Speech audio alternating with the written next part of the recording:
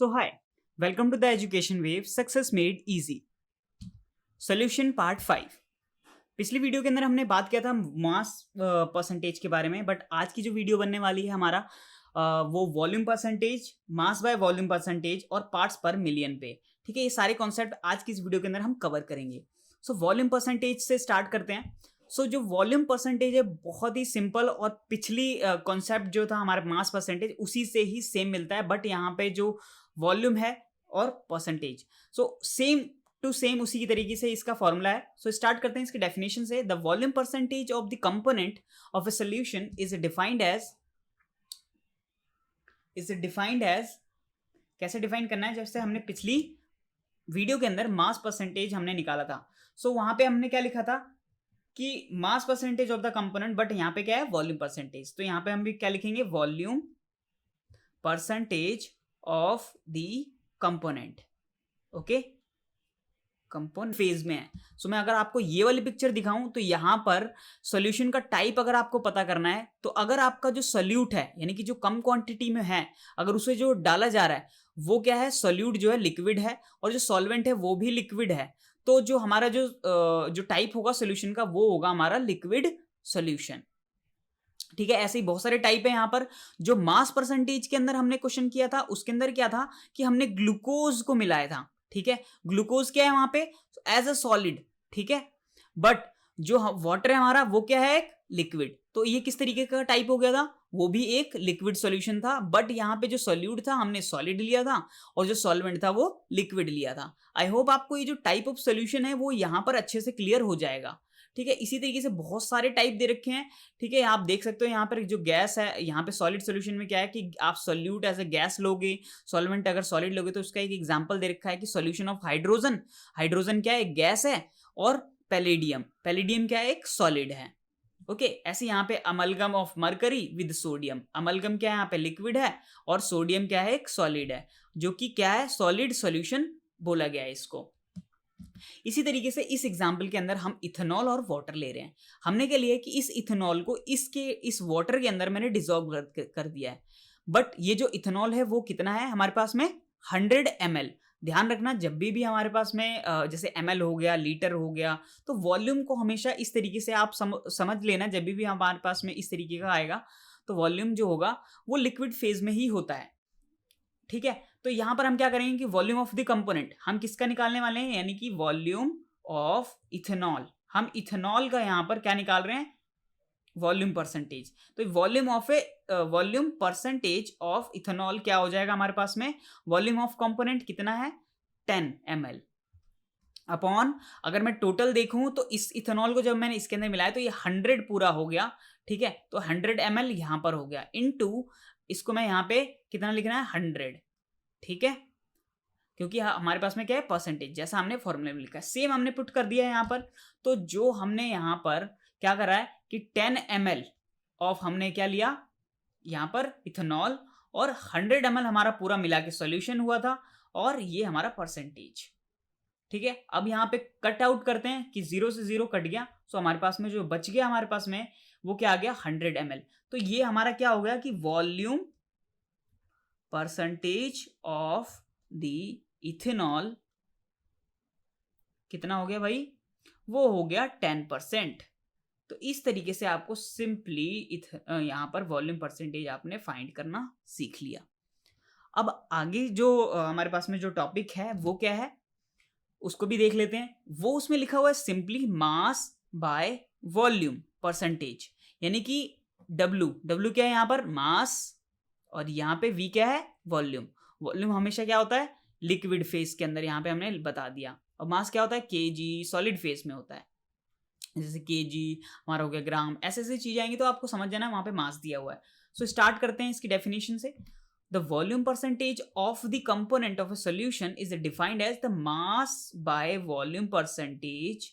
क्या हो जाएगा हमारे पास में, mass of the solute dissolve in 100 ml of solution, यानी कि जो हमारे पास में सॉल्यूट है डिसॉल्व हुआ है, मास ऑफ द सॉल्यूट कितने में 100 ml ऑफ सॉल्यूशन के अंदर।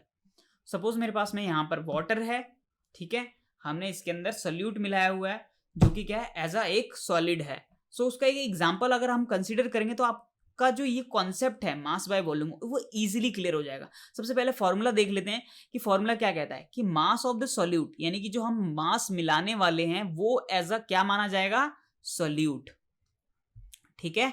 और वॉल्यूम ऑफ ए सोल्यूशन, यानी कि ये जो पूरा सोल्यूशन है वो हमारा वॉल्यूम माना जाएगा, ठीक है, इनटू 100। तो एक एग्जांपल देखते हैं कि Amit dissolve 20 gram of glucose in 400 ml of solution. यानी कि अमित ने क्या किया कि इसके अंदर इस वाटर, ये जो 400 ml का सोल्यूशन है यहाँ पे वाटर का, उसके अंदर 20 ग्राम क्या मिला दिया, ग्लूकोज, ठीक है।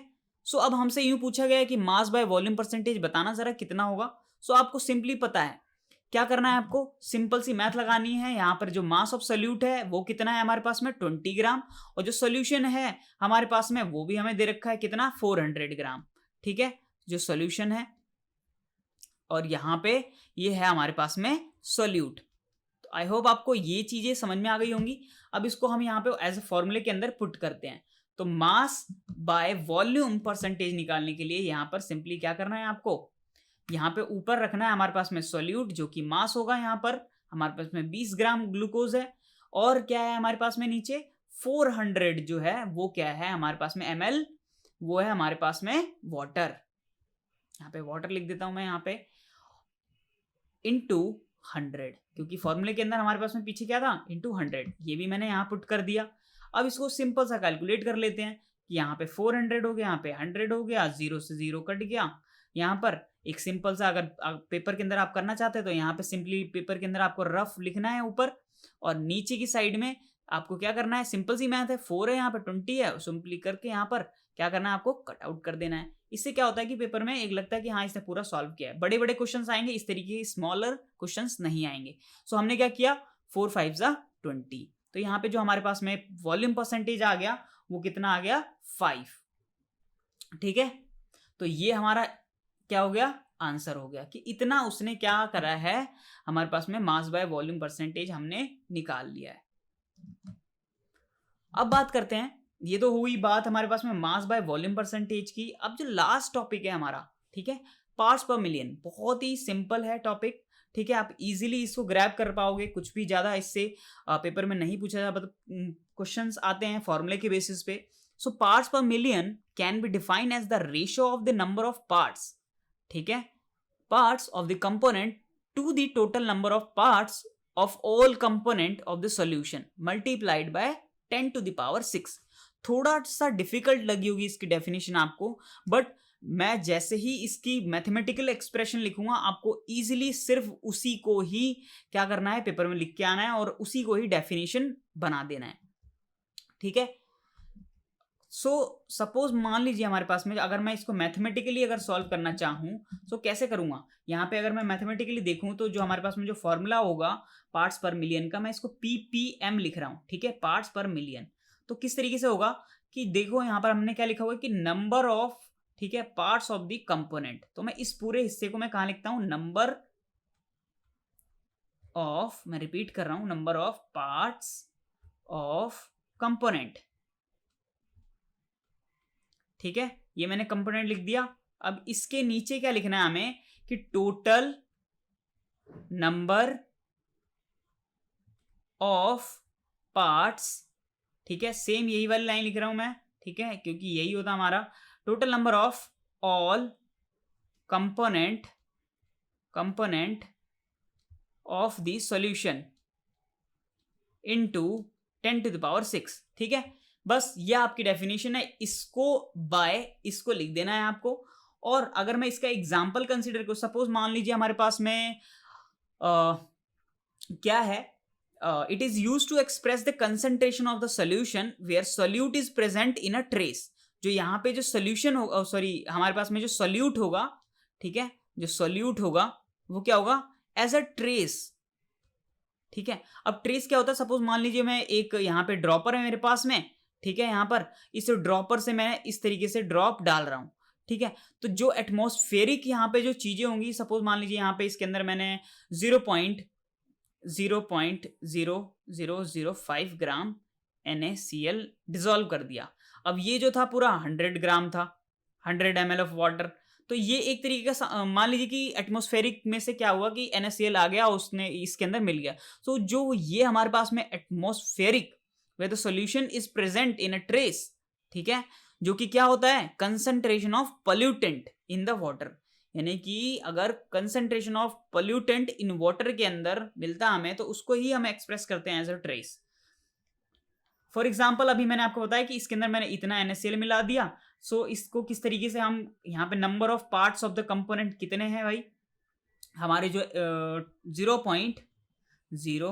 0.005 अपॉन में 100 ग्राम ऑफ हमने इसके अंदर मिला दिया इंटू 10⁶ इक्वल टू हमारे पास में जो आएगा नीचे कितना है 100।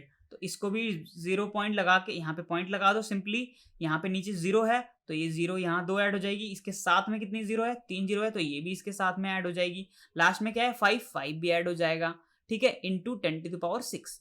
ये आ गया हमारा आंसर। तो ये था हमारा पार्ट्स पर मिलियन। सिंपली आपको क्या लिखना है, number of parts of component कितने हैं, total number of all components कितने हैं सॉल्यूशन के अंदर, और जो कंपोनेंट है वो आपको ट्रेस ही लेना है जो एटमॉस्फेरिक उसके अंदर डिसॉल्व किया गया है, ठीक है। ये हमारा क्या हो गया, पार्ट्स PPM, जो कि क्या था हमारे पास में, number of component upon total number of parts of component, total number of parts of all component into 10⁶। इसको आपको याद रखना है, ठीक है। तो थैंक यू सो मच। अगर आपको ये वीडियो पसंद आई हो सो प्लीज़ सब्सक्राइब कीजिएगा इस चैनल को, लाइक कीजिएगा और कमेंट कीजिएगा। आप हमारी वेबसाइट एजुकेशन वेब पे विजिट कर सकते हैं, वहाँ पर आपको नोट्स मिल जाएंगे, वीडियोस मिल जाएंगी, ठीक है, रिलेटेड। अगर आपको कुछ भी नहीं मिल रहा है सो ये हमारा इंस्टाग्राम हैंडलर है, यहाँ पर आप हमें DM कर सकते हो, कोई भी अगर आपको क्वेरी है आप कमेंट कर सकते हो, ठीक है। ये हमारा क्या है, फेसबुक हैंडलर है, यहाँ पर भी आप हमारे पेज को लाइक कर सकते हो ताकि आपको अपडेटेड चीज़ें मिलती रहें। So thank you so much, please subscribe and like.